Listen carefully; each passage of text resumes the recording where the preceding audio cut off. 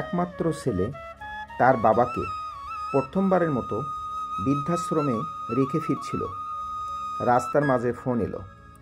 তার বউ ফোন করে বলছে, তুমি আর একবার বৃদ্ধাশ্রমে ফিরে যাও, একটা কথা বলতে ভুল হয়ে গেছে।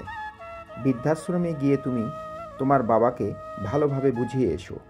কোনো ঈদ, উৎসব, এমনকি তোমার জন্মদিনেও তোমার বাবা যেন কষ্ট করে ওই বৃদ্ধাশ্রমে থেকে যায়, আমাদের বাড়িতে যেন না আসে। বাধ্য হয়ে বইয়ের কথা মতো আবার ওই বৃদ্ধাশ্রমে ফিরে গেল। সেখানে গিয়ে সে একটা অদ্ভুত দৃশ্য দেখতে পেল।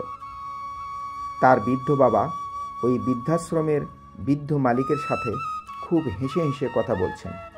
এটা দেখে ছেলের মনে সন্দেহ হলো। সে মনে মনে ভাবল, বাবা কি তাহলে আগে থেকেই এই বৃদ্ধাশ্রমের মালিককে চিনত? কে জানে, হয়তোবা।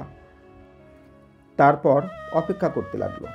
কিছুক্ষণ পর বাবা ওনার নির্দিষ্ট কামরায় চলে যাওয়ার পর ছেলে ওই বৃদ্ধাশ্রমের মালিকের কাছে গিয়ে জিজ্ঞাসা করল, স্যার, একটা কথা জিজ্ঞাসা করছি, কিছু মনে করবেন না। বলছি যে একটু আগে আপনি বাবার সাথে যেভাবে কথা বলছিলেন তাতে আমার কেন জানি মনে হচ্ছে আপনারা পূর্ব পরিচিত। সত্যি কি তাই?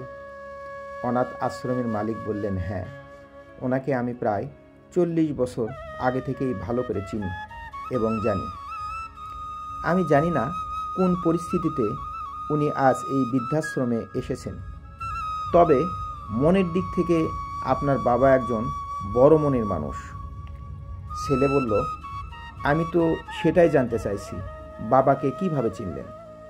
বৃদ্ধ মালিক বললেন, 40 বছর আগে আমার আন্ডারে থাকা একটা অনাথ আশ্রম থেকে উনি একটি অনাথ শিশুকে দত্তক নিয়ে বাড়িতে গিয়েছিলেন এবং আমার অনুমান যদি ভুল না হয় তাহলে 40 বছর আগের দত্তক নেওয়া সেই অনাথ শিশুটি এখন আমার সামনে দাঁড়িয়ে আছে। এই কথা শোনার পর ছেলেটির আর বুঝতে বাকি রইল না। 40 বছর আগের সেই অনাথ শিশুটি যে উনি। ছেলেটির চোখ দিয়ে অজর ধারায় অশ্রু ঝরতে লাগলো। সে হাউমাউ করে কাঁদতে লাগলো আর দেরি না করে দৌড়ে তার বাবার কক্ষে গিয়ে ওনার পা ধরে কান্না করতে লাগলো। বৃদ্ধ বাবার পা ধরে বলতে লাগলো, আমাকে মাফ করে দাও, আমি অনেক বড় ভুল করে ফেলেছি। 2 দিনের ভালোবাসার জন্য 40 বছরের ভালোবাসাকে আমি ভুলে গেছি। ছেলের এই করুণ দৃশ্য দেখে বাবা কেঁদে ফেললেন। তিনি ছেলেকে পা থেকে তুলে বুকে জড়িয়ে ধরে বলতে লাগলেন, ধুর বোকা ছেলে, এর জন্য কান্না করতে আসে? আমি তো তোকে মাফ করেই দিয়েছি। এবার ছেলেটির কান্না থামিয়ে বাবাকে বৃদ্ধাশ্রম থেকে বাড়ি নিয়ে গেল। পৃথিবীর সকল বাবার প্রতি রইল আমার গভীর শ্রদ্ধা ও ভালোবাসা। ভালো লাগলে শেয়ার করবেন। ধন্যবাদ।